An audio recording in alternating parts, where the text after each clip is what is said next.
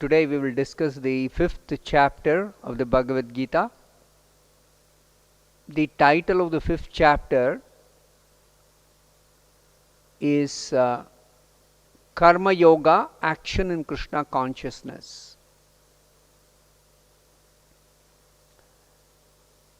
In the beginning of this chapter, Arjuna asks a question from Krishna. Just like in the 3rd chapter, Arjuna was confused. Similarly, in the 5th chapter, in the beginning, Arjuna is again confused. So, what is Arjuna's confusion? In the 3rd chapter, Krishna explained that a person situated in spiritual knowledge need not do any prescribed duties. In the 4th chapter, Krishna explains that all sacrifices end in spiritual knowledge. But at the end of the 4th chapter, Krishna advised Arjuna to fight. Now Arjuna is confused about Krishna's stressing the importance of work in devotion and inaction in knowledge. Inaction in knowledge means one who is situated in spiritual understanding need not do any duties. So therefore, Arjuna is now asking Krishna, tell me definitively which of the two paths is more beneficial for me. This is what Arjuna is asking. Arjuna is confused because for him work and renunciation appear to be opposite. To clear up Arjuna's confusion, Krishna explains in this 5th chapter about devotional work in full knowledge is without any reaction. Devotional work in full knowledge is without any reaction. And it is therefore the same as renunciation of work, which is also aimed at becoming free from all reactions. But Krishna says, of these two paths, the path of devotional work and the path of renunciation of work, of the two paths, devotional work is better.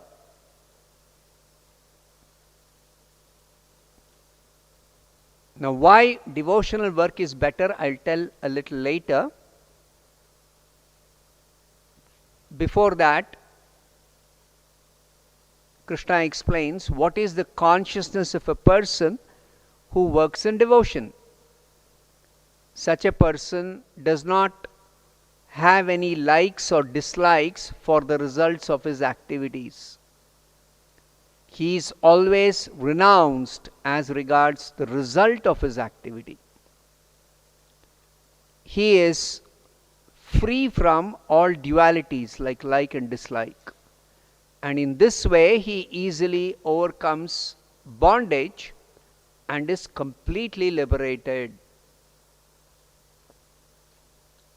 Now, these two paths, the path of devotional work and the path of renunciation of work, they have got a common goal. What is the common goal? Common goal is Vishnu. How do we understand this?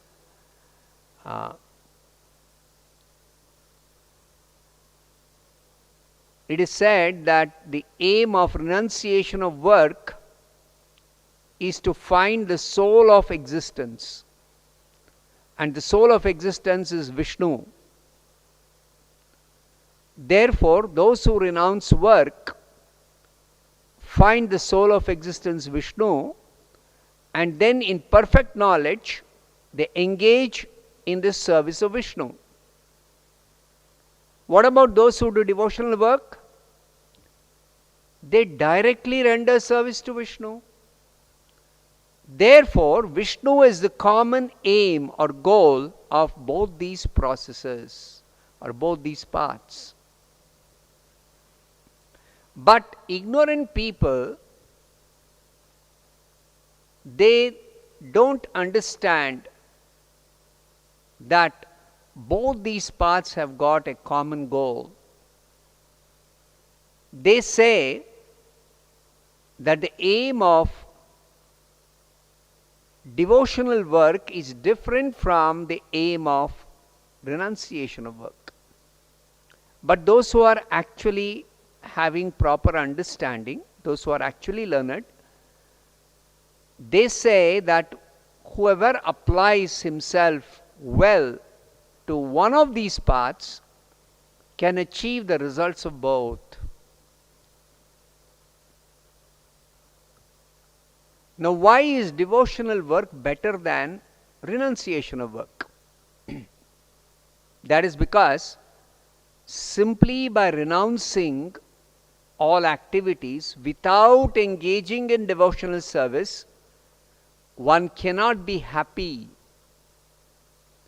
The path of renunciation of work is difficult and filled with distress. On the other hand, the path of devotional work is easy and is filled with happiness. See the contrast? Devotional work is easy and one can do it happily. Renunciation of work is difficult and also it is distressful. Therefore, Krishna says the path of devotional work is better than the path of renunciation of work. Now, the superiority of the path of devotional work is established by Krishna when he describes the characteristics of a person who is engaged in this devotional work. He says, one who works in devotion is a pure soul and he controls his mind and senses. He is dear to everyone and everyone is dear to him. Though always working, such a person is never entangled in any reactions. Further, Krishna says, a person working in devotion, although engaged in sense activities, always knows within himself that actually he is doing nothing at all. Because while he is working, he always knows that only his senses are engaged with their objects and he is aloof from them. Such a person does not want any enjoyment from his senses. That is because his senses are engaged in different activities only for the satisfaction of Krishna. That is the spirit of devotional work. Such a person performs his duty without attachment and surrenders the result of his work to Krishna. Now, this theme of surrendering the result of one's work to Krishna is there throughout the Bhagavad Gita. Even in the last chapter, in the 18th chapter also, Krishna will describe this. One should surrender the results of his work to Krishna. Because if one works in this way, then he is unaffected by any sinful reaction. As the lotus leaf, though remaining in water, is untouched by water. This is a special characteristic of a lotus leaf. If you have seen, water cannot remain on a lotus leaf. Therefore, even if it is within water, it is actually never getting wet. Similarly, a person who performs devotional work, even though engaged apparently in ordinary activities, he is never entangled.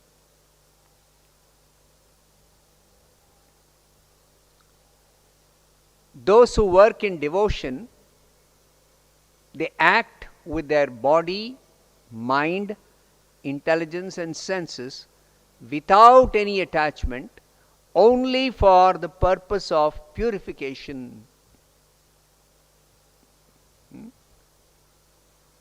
In fact, the purpose of performing yoga practice is actually purification of ourselves. Material existence means we are contaminated,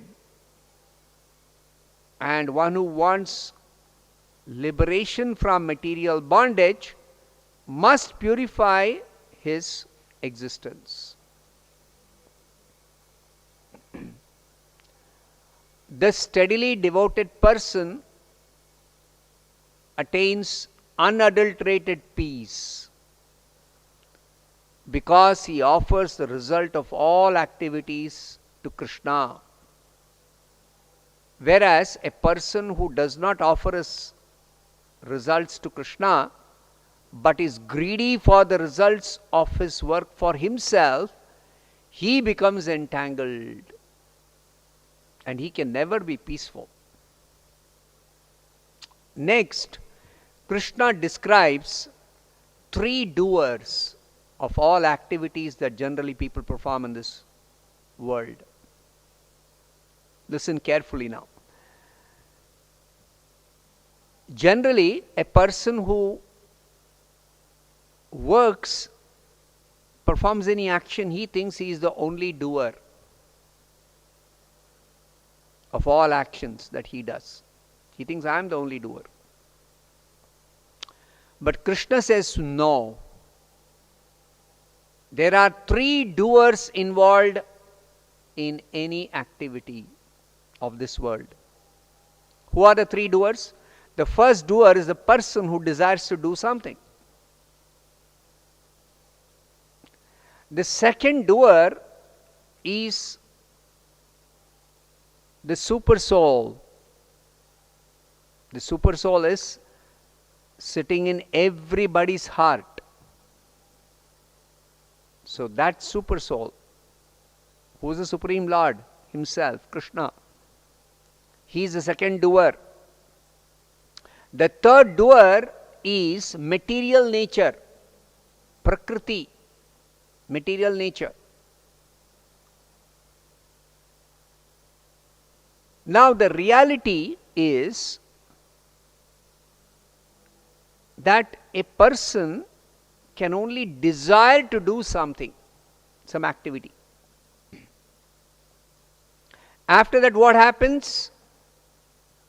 Vishnu as the super soul, or Krishna as the super soul, he has to sanction that activity.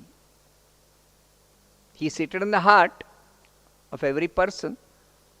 Let's say I desire to lift my hand. Let me give an example. Now when I desire to lift my hand,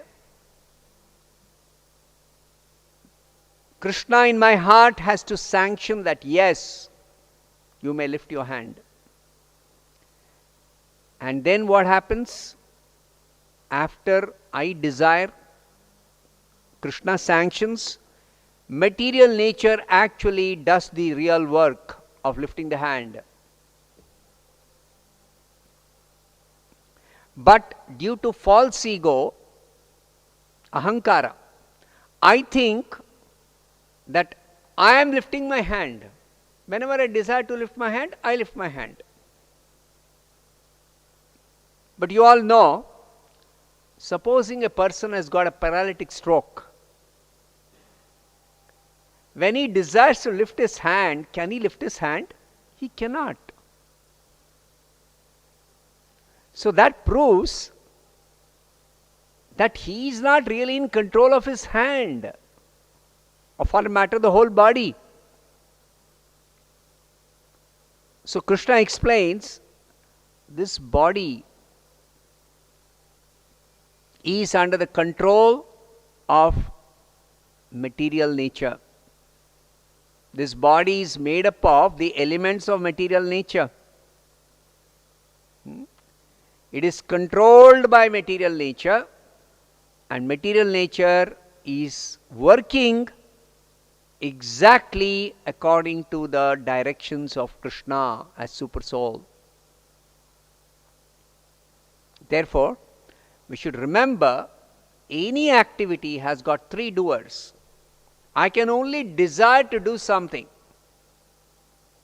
After I desire, it is dependent on the sanction of the activity to be carried out by material nature. The sanctioner is Krishna as the Super Soul. Then the actual action is carried out by material nature. So you should always remember three doers. So what is the implication of that understanding? So Krishna explains, if a person actually is detached from his body, then whatever the activities of the body, whatever the result of the actions of the body, the actions and reactions of the body, a detached person is completely unaffected. Whereas a person who is in ignorance has to suffer the reactions of the body. So Krishna says, one should be detached from the body and the bodily actions and reactions. That way, you don't have to suffer due to this body. Next, Krishna describes how do people who perform devotional work progress on this path to get complete liberation. This is the definite path, the best path for attaining complete liberation from material bondage. But how does a person progress on the path of liberation? That he explains.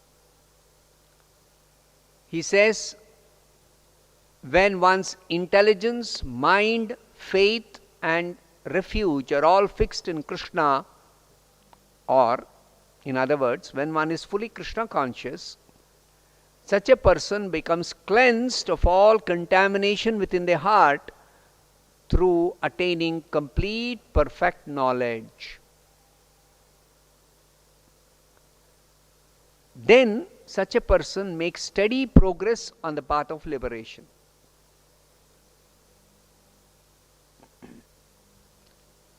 By virtue of true knowledge, such a person who is progressing on the devotional path, he sees with equal vision a learned Brahmana, a cow, an elephant, a dog and a dog eater.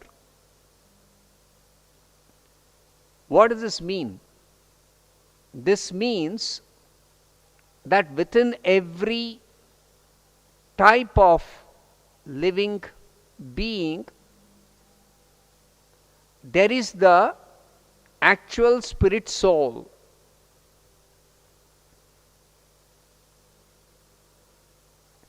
And the person who is having this true knowledge, he sees the spirit soul. He does not see the body. That means he does not recognize the differences in the body, external body. He understands that every living being is ultimately spirit soul. And the Supreme Lord, Krishna, is seated in the heart of every living being as Paramatma. equally without any distinction. It is not that Krishna is seated as Paramatma only in the heart of humans. No. He is seated in the heart of humans, he is seated in the heart of animals, he is seated in the heart of insects. Every living being, Krishna is seated as Paramatma, Super Soul, in their heart. So this is recognized by a person who is situated in true knowledge, who is having proper understanding. Such equanimity of mind is a sign of self-realization. And because of this, such a person is already liberated. He will not take his birth again in this world, but will go to the spiritual world. This is guaranteed. Further symptoms of the self-realized person are given by Krishna. He does not rejoice upon achieving something pleasant, nor does he lament upon obtaining something unpleasant. See, our material existence is such that sometimes there is some pleasant result of some work, and sometimes there is some unpleasant result. So a person who is self-realized does not bother about good or bad results, pleasant or unpleasant experiences. He does not care. He does not mistake the body to be the real self. He fully understands that I am not the body, I am soul, I am spirit soul. He knows the complete science of God. He perfectly understands who is God. That means he never makes the mistake of thinking that the spirit soul is the same as God. Always, perfect understanding means I am not God, neither I can become God. I am always a tiny part of God. God or Krishna is always the complete whole. And I am always, eternally, a very, very, very tiny, insignificant part of Krishna as spirit soul.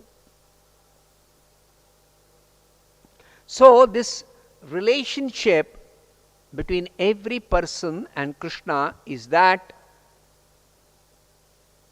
the relationship is like that between part and whole. The part never can become the whole. Part can never become the whole. So therefore, this understanding, perfect understanding of every person being a tiny, insignificant part of the Supreme Lord Krishna, who is the complete whole.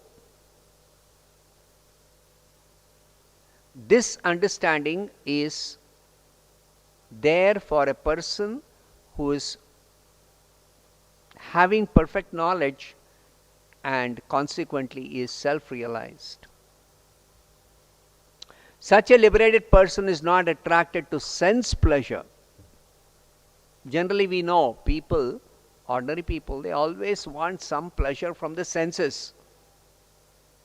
They want to enjoy eating something very palatable, or they want to see something beautiful, or they want to smell something very fragrant, or they want to hear something very pleasing for their ears, some praise or some nice music or some nice sweet words.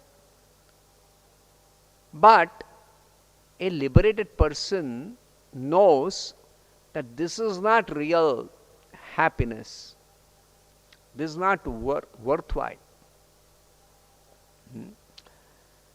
Why this is not worthwhile will be explained in a later verse by Krishna. But here he just mentions this, that a liberated person is not attracted to sense pleasure, but is always in trance, and he enjoys the pleasure within.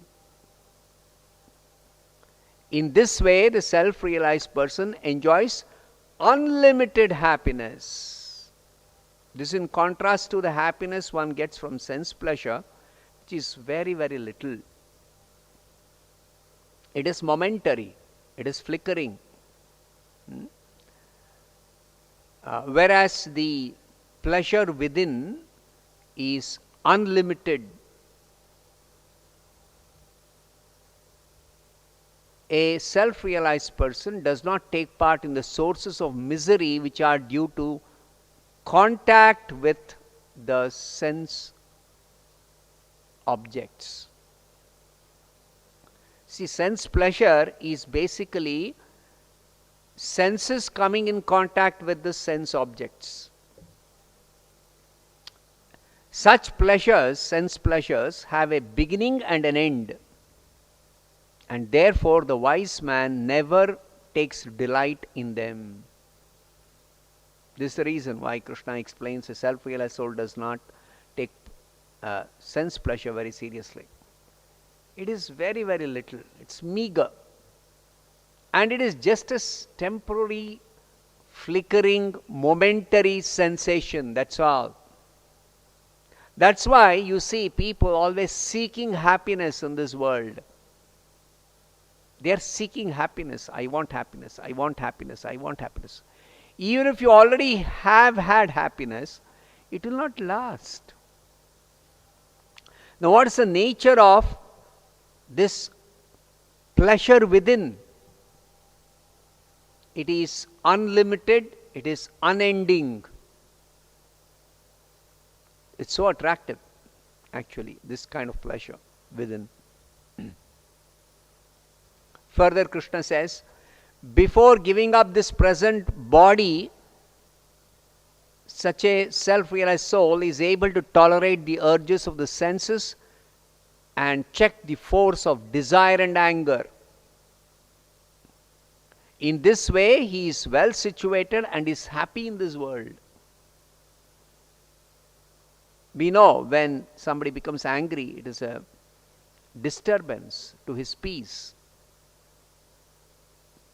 Or somebody has a lot of desires. He's always working for satisfying his desires. So he is not always successful. Sometimes people do become frustrated. Or they are always agitated in the mind.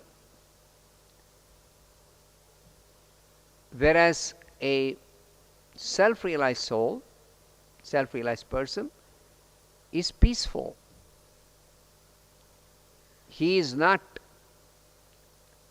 any more interested in satisfying his desires, own desires. His happiness is within, and he is always active within. He is beyond the dualities that arise from doubts. Because of perfect knowledge, no more any doubts. His mind is engaged within, and he is always busy working for the welfare of all living beings.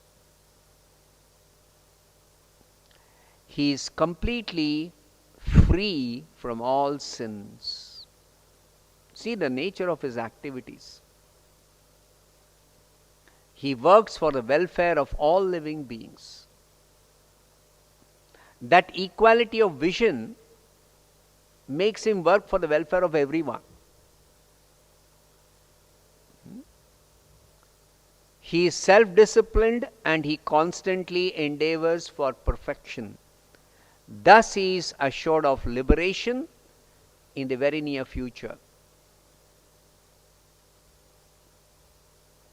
Next, Krishna describes briefly the process of Ashtanga Yoga to achieve liberation. This process of Ashtanga Yoga will be described in detail in the next chapter, the 6th chapter. Here he briefly just mentions it, very, very briefly. Shutting out all the external sense objects, keeping the eyes and vision concentrated between the two eyebrows, suspending the inward and outward breaths within the nostrils, controlling the mind, senses and intelligence. The spiritualist who aims at liberation becomes free from desire, fear and anger. Being situated always in this state, he is certainly liberated. You get an idea? It's so difficult, this process of Ashtanga Yoga. Krishna will describe this in detail in the next chapter. He's just ending this chapter by briefly describing this process.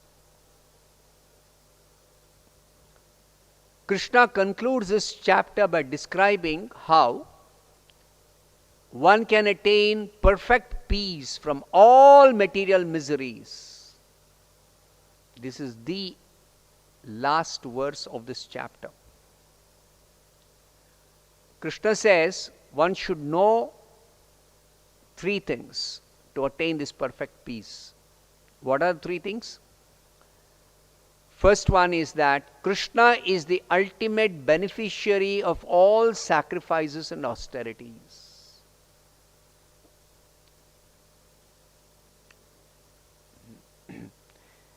In every sacrifice, even though some sacrifice may be done for some devata, Indra Yajna, Chandi Homa, so many different types of sacrifices are there in the Vedas. But this is one secret that Krishna is mentioning here. Ultimately, Krishna is the Yajneshwara. Krishna is the Lord of all sacrifices. Because it is He only who awards the results of all sacrifices. This was explained in the 4th chapter. Krishna only awards the results. Even the devatas to whom some sacrifice may be offered, they are dependent on Krishna's sanction. They are not independent. Final sanction is by Krishna.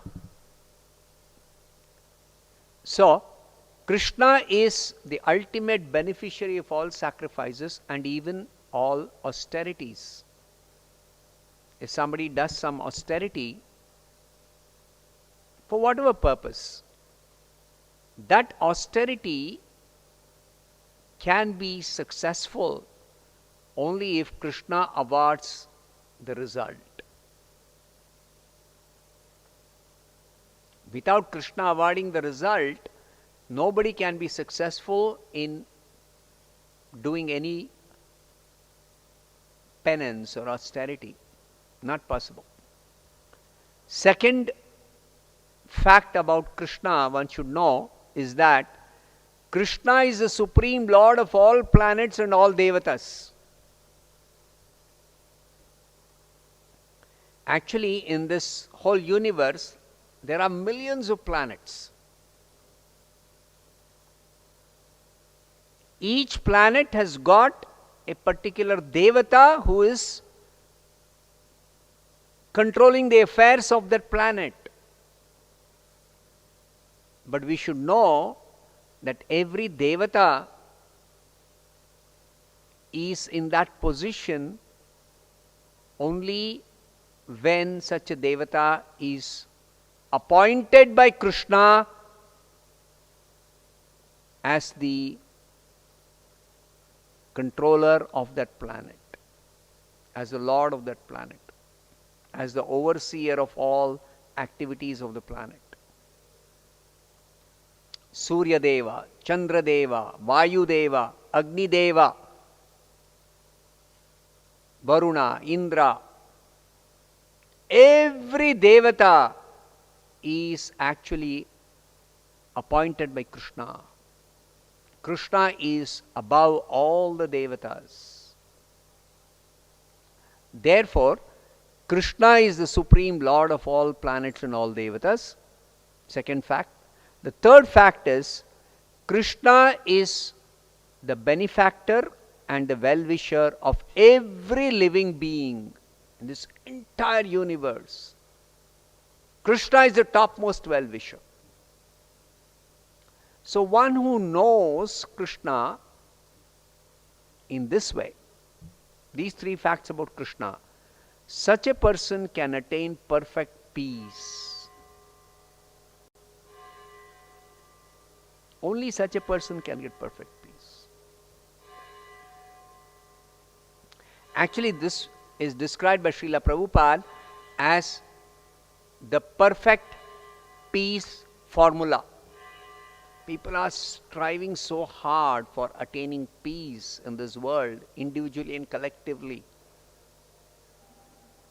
But peace cannot be obtained if one does not have this knowledge about Krishna, the Supreme Lord. This is the only way to attain perfect peace, and there is no other way. I'll stop here. Thank you. Hare Krishna.